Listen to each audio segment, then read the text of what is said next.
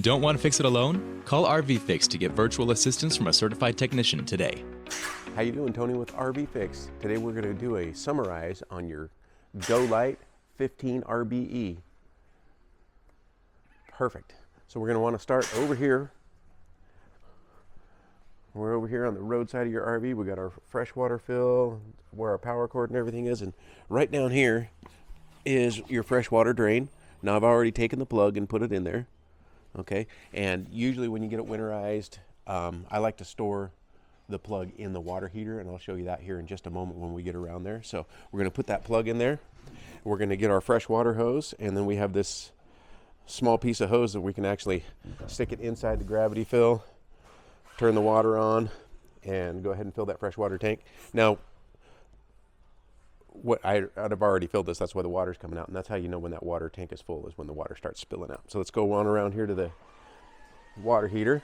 Okay, so we got our water heater here, and then that drain plug for the freshwater tank was just sitting right here next to the water heater plug. That's just a good place to store it so you know where it is every time.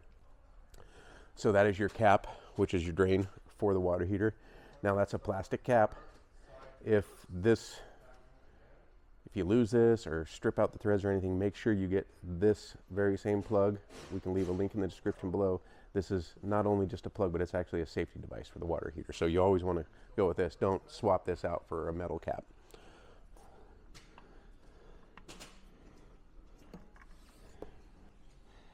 And then you'll grab your 15/16 wrench and tighten that up. Okay, and now we're going to hop on inside.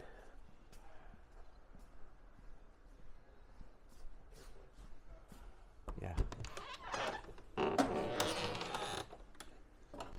All right.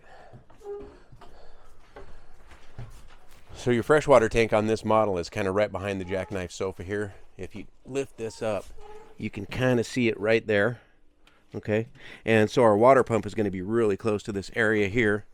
So we've got our pantry right here. So if we look in this bottom cupboard of the pantry, we have a removable panel here on the bottom. We can just pull that out, and right there is where our water pump is. Okay, so this hose here is our winterizing hose. So what we want to do is make sure that this valve here is turned to where the hose going to your freshwater tank is the one that's actually sucking the water. So anytime you got a ball valve and you got the handle in line with the hose, it's open, and when it's across, it's closed. Now when we go to winterize this, and we'll go over that in another video, we'll put that valve so it's across, and then we can take this hose and stick this in our jug of antifreeze and pump the antifreeze through the rest of our fixtures. But right now we're summarizing. So we've got that in line so we can pull water from the freshwater tank. And we'll go ahead and put our cover back in here. Be ready to go for that. And right up here in our monitor panel, we've got some water, about 2/3 of a tank in our freshwater tank. We're going to go ahead and turn our water pump on. And that's going to start pulling some water in. And then I just like to do one faucet at a time on each one of our fixtures. Let it go till it runs clear.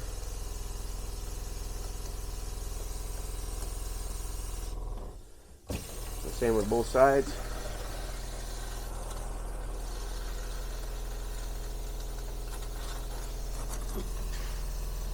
Okay, we have a typical wet bath here. So the shower is basically sharing a floor with the toilet room here. And we're going to do the same thing with our shower. One faucet at a time.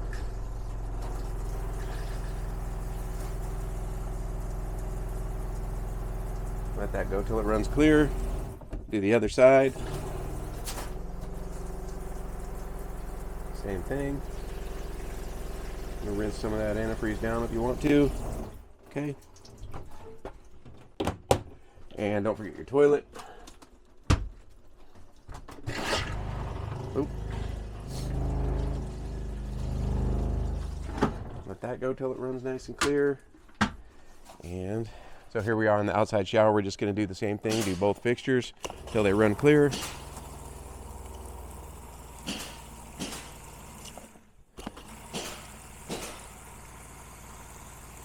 Perfect. Now we got to go inside and unbypass our water heater. pardon me. So our water heater holds 6 gallons of water. So what we do is we pull the plug on it and drain it out, and then we bypass it so we don't have to pump 6 gallons of antifreeze through the water heater. So in order to unbypass it, we've got these 2 valves here, and then all we do is we rotate them so they point at the water heater. So, and then you'll hear the pump kick on, and it'll run for 3 or 4 minutes, whatever, and until that water heater's full, and you're summarized. If you got any questions, leave them in the comment section below, and make sure if you found this video helpful, you like and subscribe. Thank you. Thanks for watching. If this video didn't solve your problem, don't worry. We're here to help. Give us a call at 1-844-66-RVFix. We'll diagnose your issue quickly with a certified technician on a video call, get any parts and warranty processed, and if needed, we'll coordinate a service center or mobile technician to get you fixed. We'll handle it all so you can get back to camping.